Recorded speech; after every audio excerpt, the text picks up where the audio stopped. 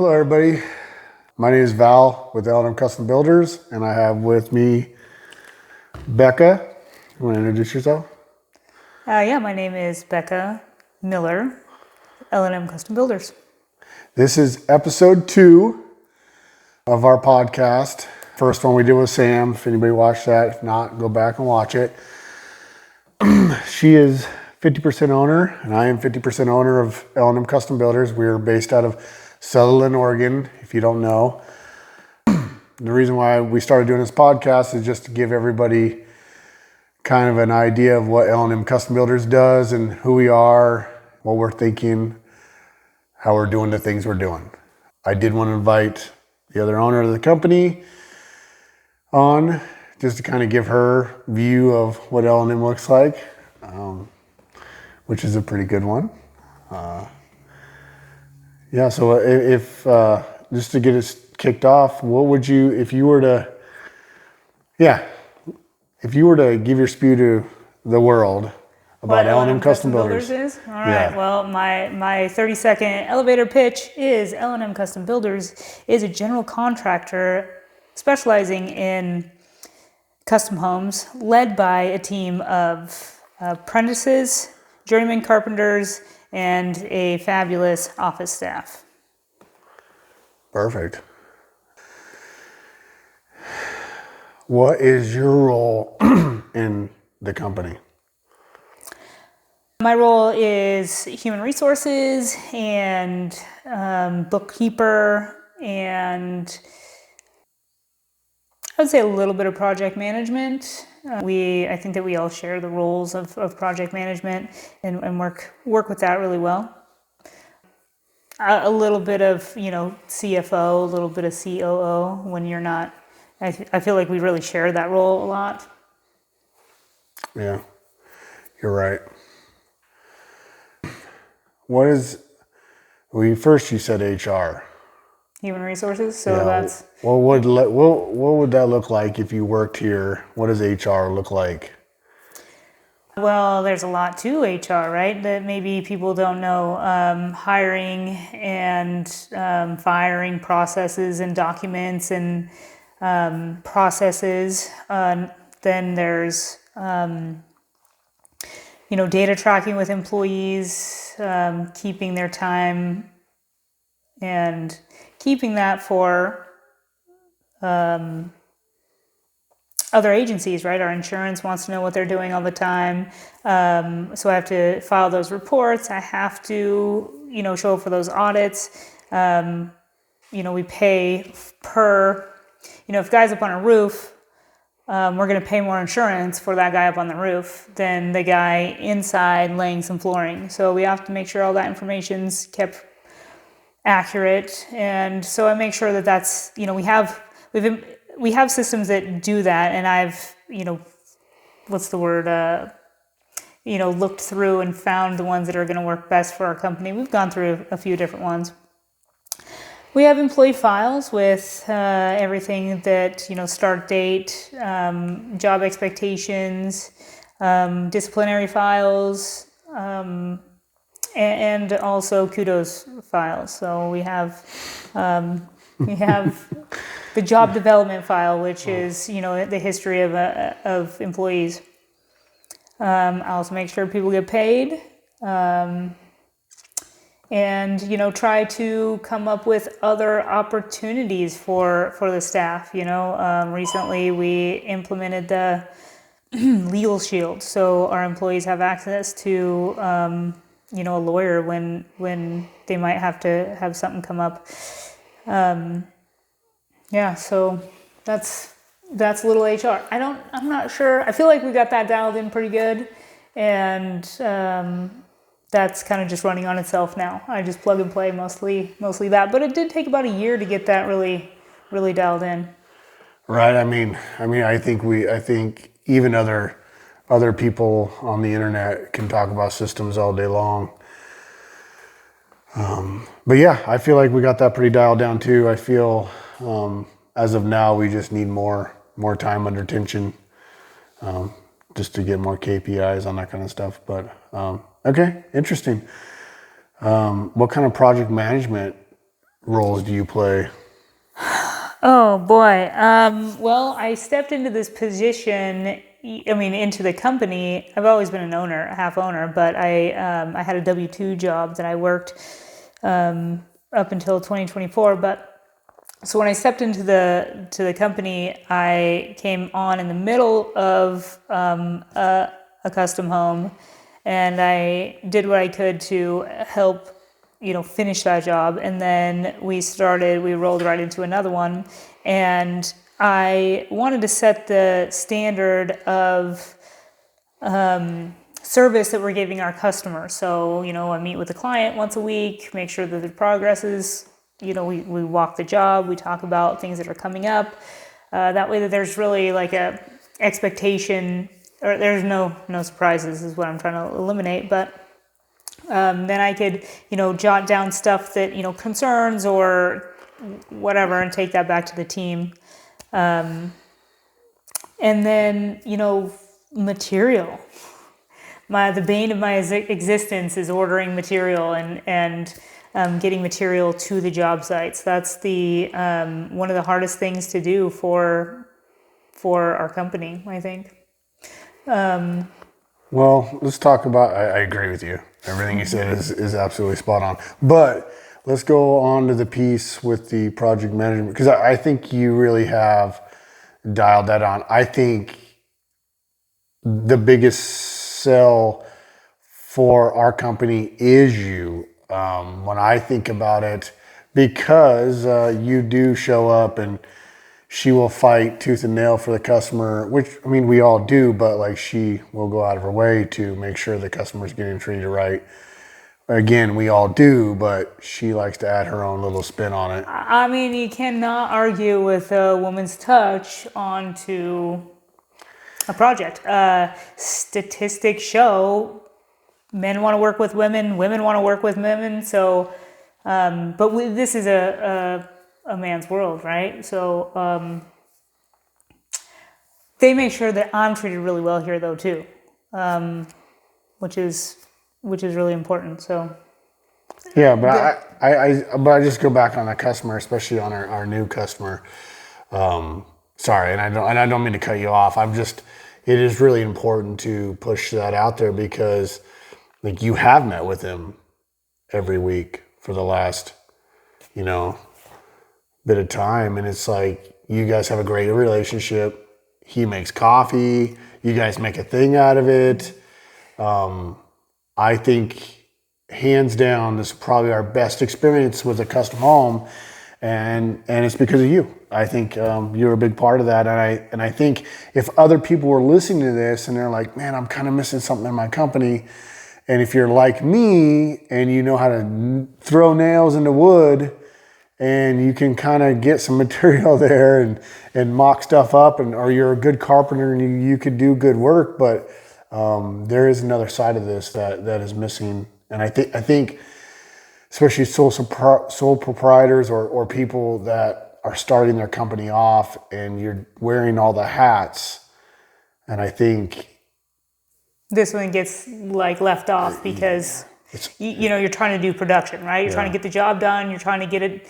You're trying to just get there, and I don't have time to do anything else besides get the job done. Well, you have to be a good steward of your client's money, and sometimes that's the hardest thing, and so like you're saying, I think we're talking about the same thing, but is that so? Like for a guy, we're just gonna do as fast as we can. We're gonna do the best we can, and like, sorry, I'm not listening to your feelings. Sorry, I'm not calling you back. Custom home is actually really revolved around feelings, because the customer, they've been dreaming and doing this for a lot of years before they actually put it in the ground, right? So I think the relationship between us and clients we should be best friends for a year. Absolutely. And they should feel comfortable to be able to come and talk to us. We should be able to, feel comfortable to be real with them.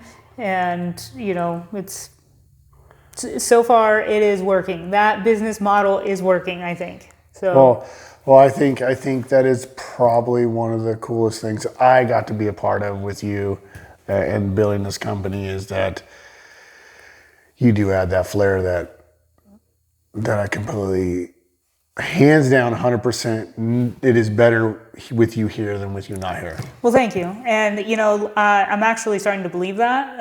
I've been here for a couple of years and, thought I was making it hard because I have to ask all these questions. Like, why are we doing that? What are you doing there? And I don't necessarily ask it sometimes to you in a kind way, more like a judgmental way. So, I didn't, a lot of times I wanted to quit, a lot of times I wanted to give up because I didn't want to make it worse. But I mean, I really just want to improve and make it a good product. Carpenters, they're so proud of what they do, and I get to hang my hat on their work, which is awesome. So I want to be a part of that too. Yeah, no, it is 100% like that. And actually, everybody's out there and you're deciding to start a company with your wife. Well, that's a whole nother story. Yeah, it is a whole nother story. But the thing is that I think in doing that, you really know where you stand at in most of your life. And you have a lot of things to learn. There's a lot of cool things you get to learn along the way that you have to, you learn how to communicate better. You learn how to give in. You learn how to accept, right? You learn, it's great. Anyways, don't need to get caught on that a bunch, but the fact of it is that it is better working with my wife full time than if I didn't, because we've actually played both those roles. And this one is far better. If you could do it, I think is it, but also you need to learn how to give in, and you need to learn how to, like you didn't know this trade. You had nothing to do with it. So. And I came from the top of my field in my last trade. So I went from being the best, or, I thought she was the best. Okay. To not knowing anything. And, it's been a great experience. It's been a great experience. And now I can't imagine doing anything else. Like, I love the relationships with clients. I love sharing the knowledge, I love talking about our company. I love growing our company. It's the most rewarding thing probably I've ever experienced. Yeah, it was crazy. She had sold cars before this and was truly the top of her field. And then one day she's like, I'm coming to work. All right. And I was like, okay. But I knew. I asked. Well, yeah, whatever. We could call it what it is. But I knew if she put half as much energy she did into her last job, that we would be so much better for it. Of course, there's a lot of learning lessons and a lot of things on the way. And I knew that you have to give everybody grace. It's like even new employees, right? Like, I get them here, and when we start talking to them, I look at them and you have 1 year. You have 1 year of me showing, teaching, being nice. And then after that, you either you get after it or not, because you have a year to really get settled in. We are looking for people for the long haul. So in that instance, I mean, obviously some people take a little bit longer than others, but I can't believe you got me on a podcast. Yeah, that's great, right? Yeah, that's actually quite surprising. But there's so many other small businesses out there that struggle like we struggle as well, right? Like, it's the ups and the downs and the highs and the lows, and riding that wave. It's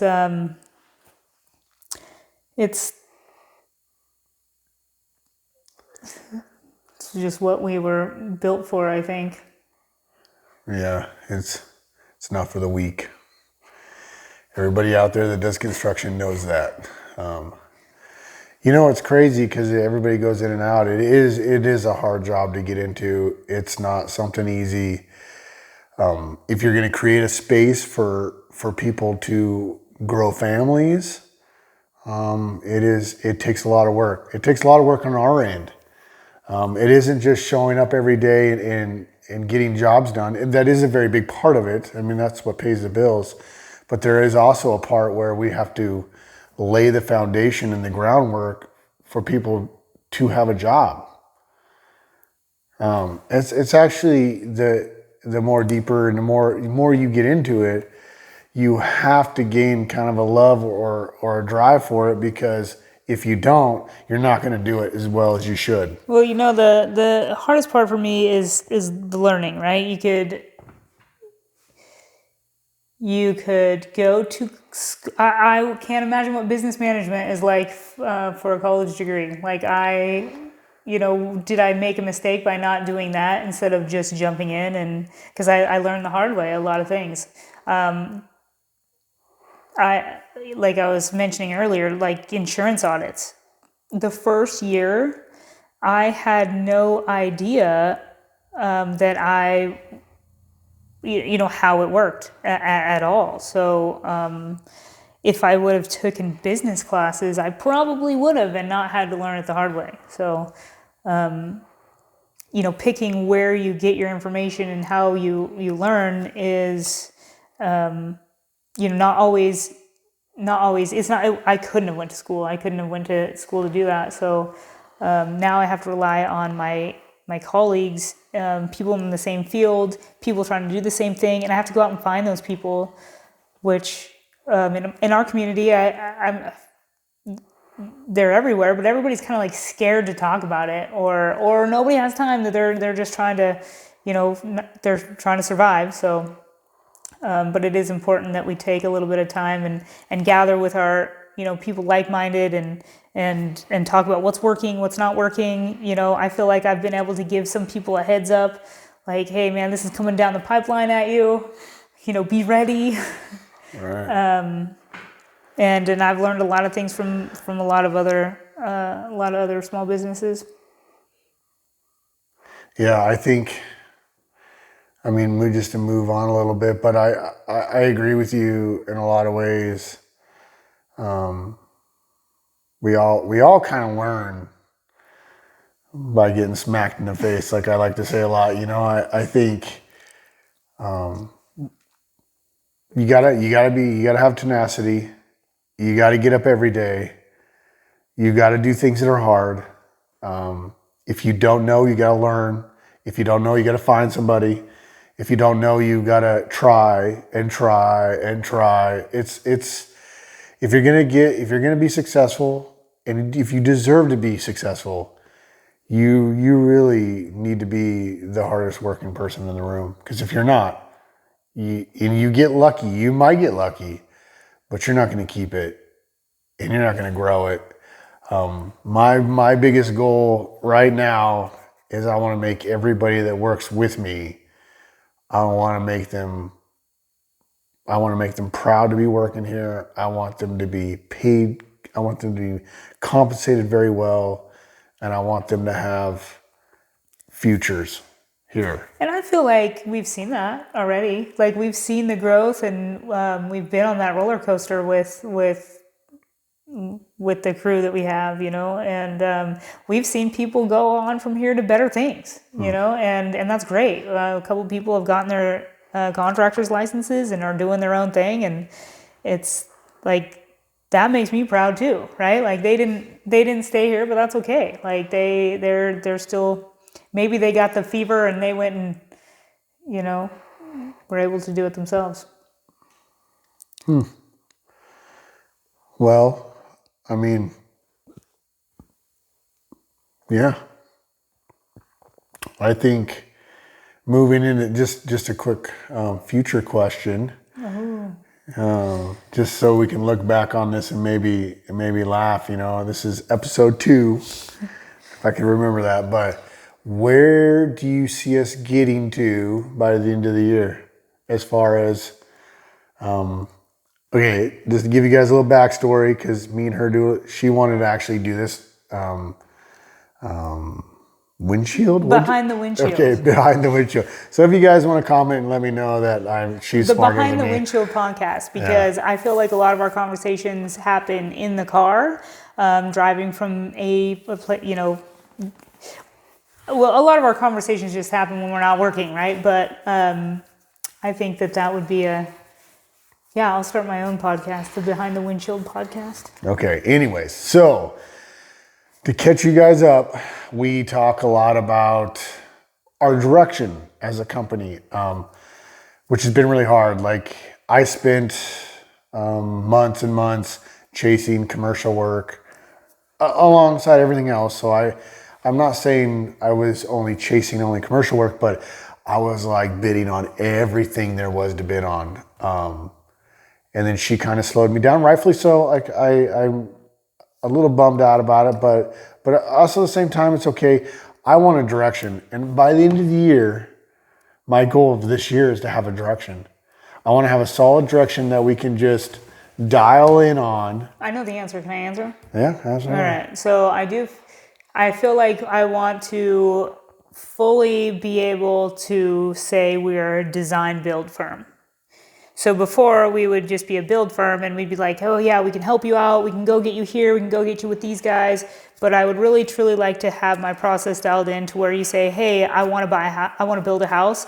I can say, okay, it's going to cost this much. And then everything's already included, right? Like your plans, if you want an interior designer, if you want, just like everything's in there and it's all under our umbrella and not, having anybody walk out of here. Like, we can kind of, hold their hand through everything. One-stop shop. Full on design build, yeah. And then, of course, I want to go show up for the people that call and say, hey, you built our house, we want to add a deck. Hey, I saw your stuff, we're thinking about a new kitchen. Like, I always want to show up for those people because I don't know why. I just, it's cool work, it's good work. It's good work. It's again, something to be proud of, being a part of people's stuff. So there you go. So by the end of the year, I just got to pick and we're going to go for it, or what do you think? Oh, well, so thank you for asking. See, this is the greatest part about having a business partner. You let her talk and then she goes, well, what do you think? And I don't know. I love that. I would build tiny homes if that's what I was supposed to do. I would love to build anything. As long as we're building something, I want to do it. The KPIs for me would be whatever direction we land in going. And that's kind of where I was going to. But I love that. I think that's a great idea, and I think we already kind of do that. So just so you know, like we were talking about earlier with her project, I think she is one of our best project managers. She's really our only project manager, really. But I think for the job that she goes and does, that client is hands down is treated the best that we've ever treated a client. So I'm saying that build concept, that design build concept, I mean, you've already geared us up for that. So if we can land more things like that and get more people, then of course we would do that. Well, that's the thing though. I don't want to stretch us too thin, right? Like, my goal is to do just 2 custom homes a year, because those are, I don't want to say needy, but that's the word. Like, those people are needy. They need us and they need our attention. They need us to partner with them. So 2 custom homes a year is actually a lot. I wouldn't even mind just doing 1. So, because I do want to give it all the attention and them to have a great experience for people that are like that. But now there's customers out there, and I know they're there. This is what I want. It's all picked out. How quick can I do it? All right, cool. We can do that too. We can do more than 1 or 2 a year. It's just, they have to be the right customers to do it. Well, it's just like our customer now, right? We planned on knocking that one out of the park. It wasn't a house that was out of our scope. Lots of neat stuff in it, though. Lots of out-of-the-box thinking. He pretty much took our contract about halfway through the build and was like, cool, let's just pay you up and pay you time and material. that customer was a really good customer, but at the same time, he understood that he liked us. I mean, what a great opportunity for us to go show who we are for the first 4 months or 3 months. And then he was like, dude, love your crews, love your people. We can build this together. And then he was like, now I'm going to change everything. So, rightfully so, I'm glad he has the opportunity to do that. Yeah, absolutely. Like it worked out. And it the funniest version of a customer that picked us because we didn't give him an estimate. He wanted to meet us.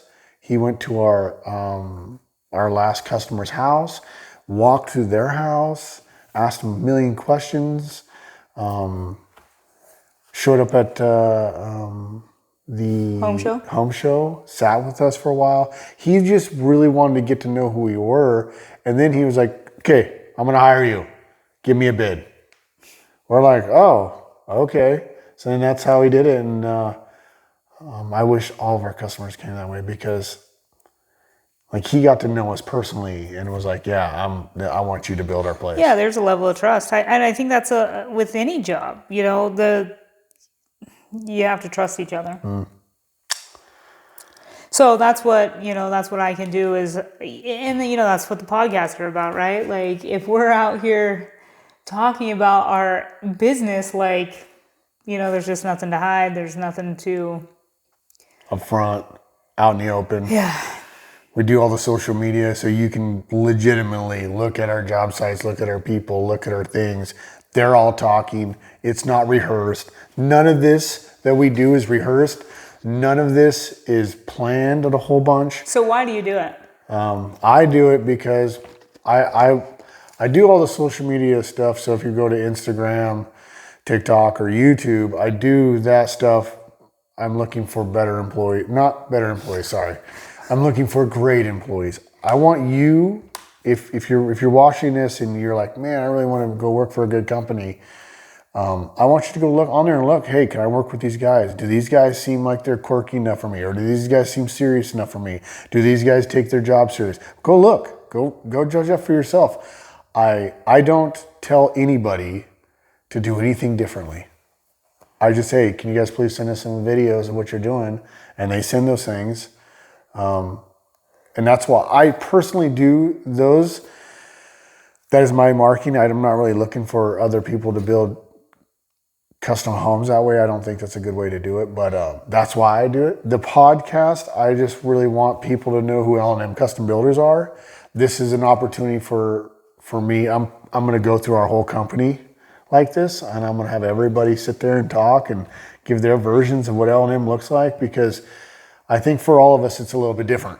But we all do show up here 4/10s and put into work. So, I mean, we are at the end of our time, but we had a time limit? Yes. I didn't know. I have like 10 other things I want to talk about. Well, then I'll give it to you then. No, I'm very vulnerable to do a podcast, right? Like I am just telling everybody my innermost thoughts. That's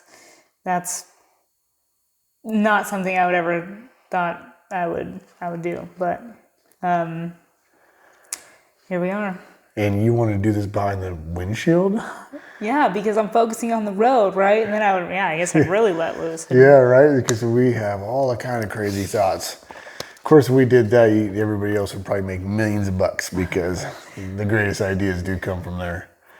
Well, I'm excited. I thank you for asking me to come on the show, and I definitely want to keep doing it, right? Like I want to maybe hit on topics and, specific topics that we can just, hash out. And well, this is episode 2. So if we're at episode 367, right? And once we're on those kind of things, I think we could dive in. Again, we're L&M Custom Builders. We're located in Sutherland, Oregon. Our office number is 541-529-5162. Right. And my personal number, if you want to reach out to me for whatever reason, is 541-784-6003.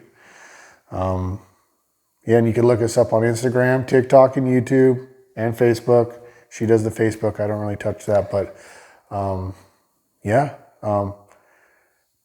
from our shop to you. I love that. I love all the things that we do here, and hopefully we can keep doing it for you guys. Again, thanks.